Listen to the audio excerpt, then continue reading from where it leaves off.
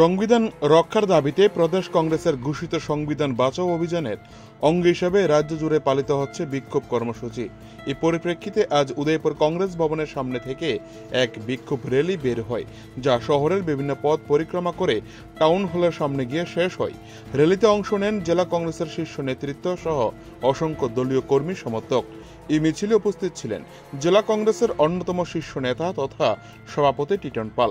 কংগ্রেস নেতৃত্বের দাবি, বর্তমান সরকার গণতন্ত্র ও সংবিধানকে নস্যাৎ করার চেষ্টা করছে। তারই প্রতিবাদে জেলা জুড়ে এই আন্দোলন। আগামী দিনে আন্দোলনের ধার আরও তীব্র হবে বলে জানিয়ে দিয়েছে জেলা কংগ্রেসের সভাপতি টিটন পাল।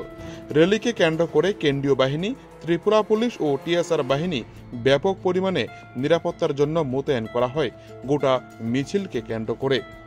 উদয়পুর থেকে নিজস্ব প্রতিনিধির রিপোর্ট, টিভি 100 বাংলা। তৈরি করতে চাইছে, কারণ এই দেশ সবার, হিন্দু, মুসলমান, খ্রিস্টান, বুদ্ধ, সমস্ত ধর্মাবলম্বী মানুষের একটা মিলনস্থান হচ্ছে এই ভারতবর্ষ। এই ভারতবর্ষের মধ্যে যারা বিভেদ তৈরি করতে চায়, যারা সাম্প্রদায়িক দাঙ্গা লাগাতে চায়, যারা হিন্দু মুসলমান করতে চায়, তাদেরকে সতর্ক করে দিয়ে বলতে চাই, কংগ্রেস থাকতে এই দেশের অখণ্ডতা নষ্ট হতে দেবে না, এই দেশের সম্প্রীতি নষ্ট হতে দেবে না।